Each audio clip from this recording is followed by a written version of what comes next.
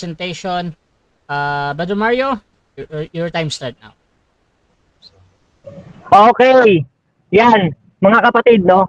Tinanong ko siya kaganina, hindi naman ako magtatayo, gigiba ako eh, kaya okay lang magsalita ako ng ganito. Kasi siya naman ang affirmative. Tinanong ko siya kaganina, sabi ko, agang tupa ba, gumagawa ng kasalanan, sinasadya niya na. Sabi ko, ligtas pa rin ba ito? Oo, hindi na. Sagot niya sa akin, ligtas pa din daw kahit gumawa ng kasamaan. Ngayon, binasa ko yung Hebrews ng 26 ng 27. Sabi doon, sapagkat kung ating sinasadya ang ating pagkakasala, ay wala nang haing natitira pa para sa ating mga kasalanan. Kundi isang kakilakilabot na paghihintay sa paghukom at isang kabangisan ng apoy ang lalamon sa mga kaaway. Sabi diyan, pag sinasadya na natin ang ating kasalanan, wala nang haing natitira pa kasi sinasadya mo na eh. Pero ito palang kay Pastor, nagulat ako, sagot niya, ligtas pa din. Hindi na ako magtataka, osas na eh. Kagaya ng iba kong nakalaban, kahit mang-rape, pumatay, magmamosya ng bata, asawahin ng nanay, ligtas pa rin kasi nga one save, always save. Kasi ang kanilang dahilan, kapatid, pag nasa kamay ka raw ni Kristo, dito sila naligaw eh. Pag nasa kamay ka raw ni Kristo, hindi ka na maaagaw sa kamay ni Kristo. Kasi nga walang makakaagaw, sabi ng Biblia eh. Kaya lagi kong tanong sa kanila mga kapatid, paano kung ikaw ang aalis, magpapakasama ka? Wala nang makakaagaw sa'yo sa kamay ni Kristo, paano kung ikaw naman ang magpapakasama? Sabi sa Efeso ng 4 ng 18, na sa kadiliman ng kanilang pag-iisip, sila'y nangahiwalay sa buhay ng Diyos. Yan. Pwede palang mahiwalay ang tao sa buhay ng Diyos pag puro kasamaan na ginagawa mo. Anong katunayan? Isaiah 59 ng 2, sabi diyan, ang kasalanan ang naghiwalay sa Diyos at sa tao. Yan. Kaya tinubli ng Diyos ang kanyang mukha sa tao, ano man ang hilingin ng tao, hindi niya dinidinig. Bakit? Kasi nga, yung kasalanan ang pwedeng maghiwalay sa Diyos. Yan mga kapatid, no? Wala nang makakaagaw sa'yo sa kamay ni Kristo, pati ng Ama. Pero yung kasalanan, dahil sa free will mo, ikaw mismo ang magpapakasama, pwede kang mahiwalay. Kasalanan ang maghihiwalay. Ang katunayan nga, bilin ni King David sa kanyang anak na si Solomon, sabi niya ganito sa unang Kronika ng 28:9.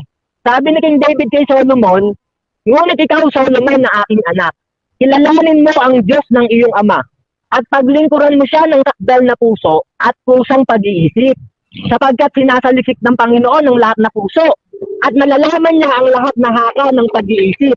Kung siya'y hanapin mo ay masusumpungan sa iyo, ngunit kung pabayaan mo siya, ay itatakwil ka niya magpakailanman. Yan. Sabi ng Biblia, no? Pag pinabayaan mo ang Diyos, itatakwil ka niya magpakailanman. Tanong, si Solomon ba na itakwil magpakailanman? Ewan ko lang dito kung naniniwala si Solomon, naligtas. Pero ako, kung tatanungin niya lang ako mamaya. Ngayon no, mga kapatid, no? Sabi ng Biblia, ang Diyos nagtatakwil. Yan. Sabi ng unang Korinto ng 9:27, sabi ni Apostol Pablo, naintindihan niya yan sabi niya, inalampas ko ang aking katawan at aking sinusupil. Baka sakaling sa anumang paraan, pagkapangaral ko sa iba, ay ako rin naman ang matakwil. Yan kapatid, no?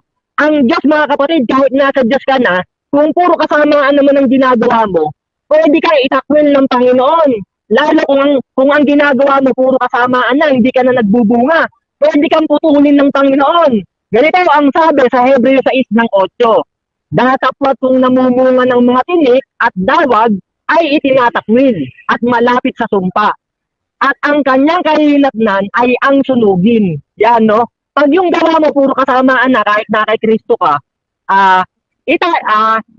itinatakwil at malapit sa sumpa at ang kanyang kahihinatnan ay ang sunugin. Kaya nga sabi ng Biblia, mga kapatid, sabi ni Kristo, sa Juan ng 15 ng 6, kung ang sino mang hindi mananatili sa akin, ay matatapong tulad sa sanga, at matutuyo, at mga titipunin, at mga ihahagi sa apoy, at mga masusunog. Sabi ni Kristo sa Biblia, kailangan pala ang tao manatili kay Kristo. Kung hindi ka mananatili kay Kristo, sabi ng Biblia, matatapong kang tulad sa sanga, matutuyo, mga titipunin, mga ihahagi sa apoy, at masusunog. Yan ba pwede nyo bang alisin sa Biblia yan, kapatid? Itatapon sa apoy pag hindi manatili. Bakit kailangan manatili? Tinuturuan ni Kristo manatili.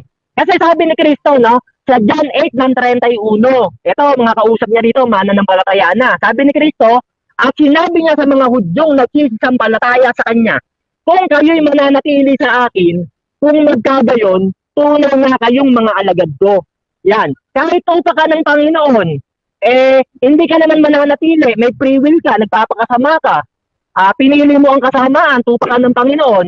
Sabi ng Biblia, no?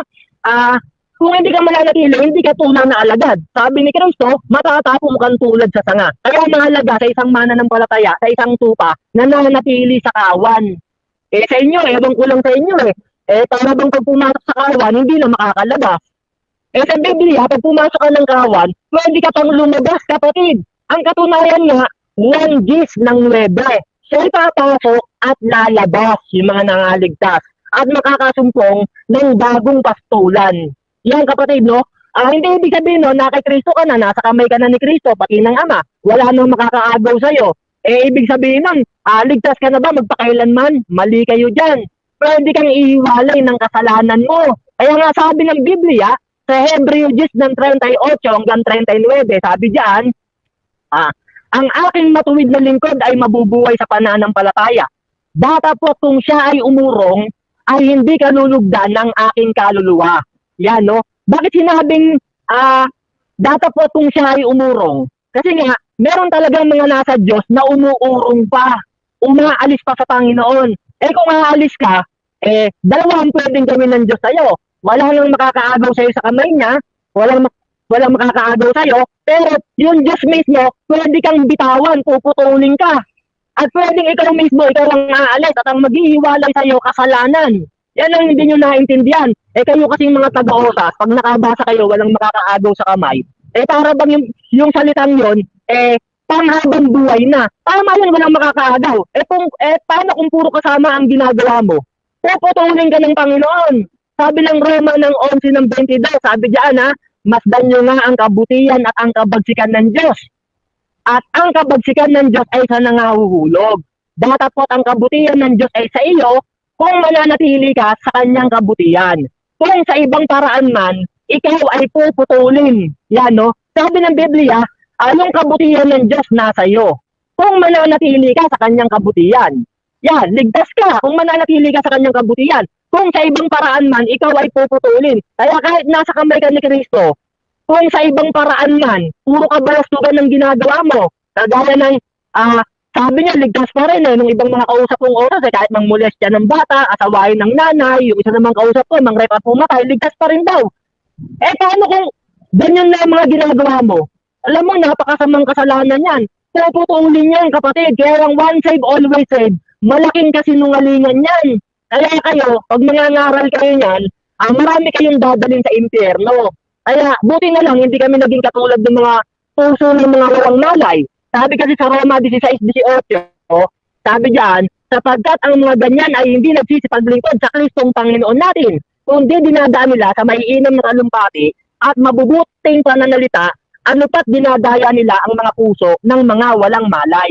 Yan. Pwede niyong dayahin yung mga walang alam sa Biblia, pwede niyong makasunod sa osat. Pero kaming mga nakaunawa, hindi kami susunod dyan, kapatid.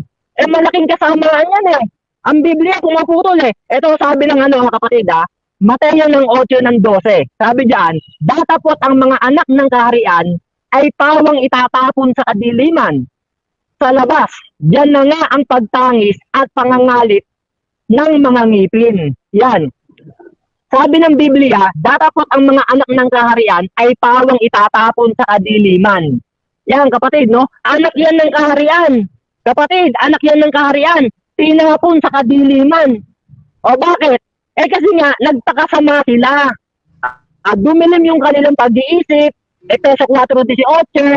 Kaya, itinapon sa kadiliman yung mga anak ng kaharian. Mga tupa yan ng Panginoon. Huwag mo naman sabihin hindi. Yung nandiyan sa Mateo 8 ng 12, anak yan ng kaharian, kapatid, tinapon sa labas. Yan ang nagpapatotoo na ang osas at yung one ship always ship mo ay hindi totoo. Kasi nga, nung tinanong kita kanina, nalilito ka na sa mga sagot mo Sabi mo, strawman policy. Parang nawawala ka na nung tinatanong kita. Sabi ko sa'yo kanina, nung tinatanong kita, sabi ko, si Kristo ba sinugo para sa lahat? Sabi mo, oo, sinugo si Kristo para sa lahat. Sabi ko, para sa lahat ba ng tupa, sinugo siya? Sabi mo, oo. Eh, nung bumasa ako, si Kristo pala, sinugo lang para sa mga tupang nawawala sa mga Israel. Yan palang binabasa niyang Lucas ng 15 ng 3 ng 7. Ang pakahulugan pala niyan, para yan sa mga tupang nawawala sa Israel. Eh, ginagawa mo naman generally. Malatang unawa mo dyan, kapatid. Si Kristo may sabi niya sinugo siya para sa tupang mga nawawala sa Israel. Doon siya sinugo. Hindi para kanino man. Kaya yung sinabi ni Kristo sa Lucas na binabasa mo na hinanap yung tupa na wala, yan ang pakahulugan yan. Mga Israel yan, para yan sa kanila. Kasi dyan nga sinugo si Kristo. Kaya malatang unawa mo dyan, kapatid. Naligaw ka dyan. Si Kristo may sabi niya Sabi niya subalit sinugo ako Yan, si Kristo may sabi niyan Sabi ni Kristo, Mateo 15:24. Subalit sumagot si Jesus at sinabi, hindi ako sinugo kanino man, maliban sa mga tupang naligaw sa tahanan ng Israel. Yan kasi yung tinutukoy ng parabola ng Panginoon sa Lucas na binabasa mo, yung tupang hinahanap na nawawala. Kasi nga, yung mga Israel noon tumalikod. Gagawin mo generally yan para sa lahat ng mga hentil. Anong tanongin kita, para ba yan sa lahat? Sabi mo, oo. Nung bumasa ako, sabi ni Kristo, yung mga tupang nahaligaw pala, para lang sa Israel, doon siya sinugo. Tatanungin mo naman ako mamaya, si Kristo ba para sinugo sa ating lahat? Tama naman, yes naman ako doon. Pero yung parabolang binabasa mo, patungkol yan sa Israel. Huwag mo i-general, kapatid. May context yan. Kaya pala kayo mga naliligaw Ganyan pala kayo mag-aral ng Biblia. Hindi nyo inaalam ang katotohanan. Bumabasa ka pa ng mga Greek-Greek, dinadaan mo pa sa mga Greek-Greek. Sabi ng unang Korinto 14 ng 26, magkaroon kayo ng isang pahayag. Sabi ng Biblia, hanggat maaari, isang pahayag, isang wika. Kung ibig mo tatlo, kung mas maigi, isang pahayag lang. Sabi ng Kawikaan ng 14:28, data po kung walang tagapagpaliwanag, huwag ka na lang magsalita ng ibang wika. May pag-Greek-Greek ka pa. Okay, so dyan nagtatapos mga kapatid ang unang presentasyon ng ating negative